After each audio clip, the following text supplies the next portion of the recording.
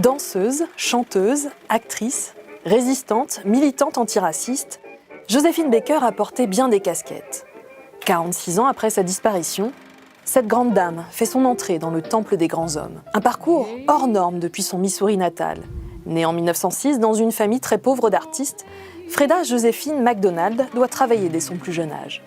À 13 ans, elle se marie pour la première fois, mais les noces tournent court. Éprise de liberté, la jeune fille qui danse depuis son plus jeune âge rejoint un trio d'artistes de rue, Joséphine voit grand, et décide de tenter sa chance à New York. C'est là qu'elle est enfin remarquée.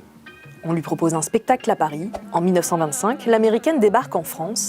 Elle triomphe au sein de la Revue Nègre au Théâtre des Champs-Élysées. En quelques années, elle devient l'égérie du tout Paris, la reine des années folles. Elle s'essaye aussi à la chanson et au cinéma. Lorsque la Seconde Guerre mondiale éclate, elle n'hésite pas.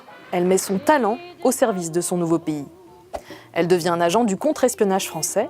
Elle fait passer les informations sur ses partitions de musique et soutient les troupes alliées en donnant des concerts. Nommée sous-lieutenant, elle sera décorée de la Légion d'honneur, de la Croix de guerre avec palme et de la Médaille de la Résistance avec rosette. À la Libération, elle s'engage dans le combat pour les droits civiques aux États-Unis. Elle participe notamment à la marche sur Washington en 1963 aux côtés de Martin Luther King.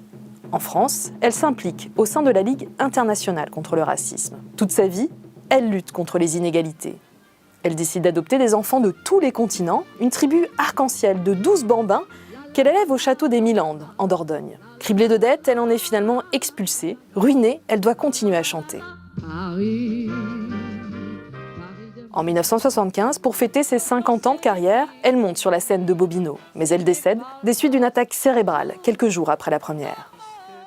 Symbole d'émancipation, celle qui rêvait d'une fraternité universelle a gagné sa place au Panthéon. Sa patrie d'adoption lui est plus que reconnaissante.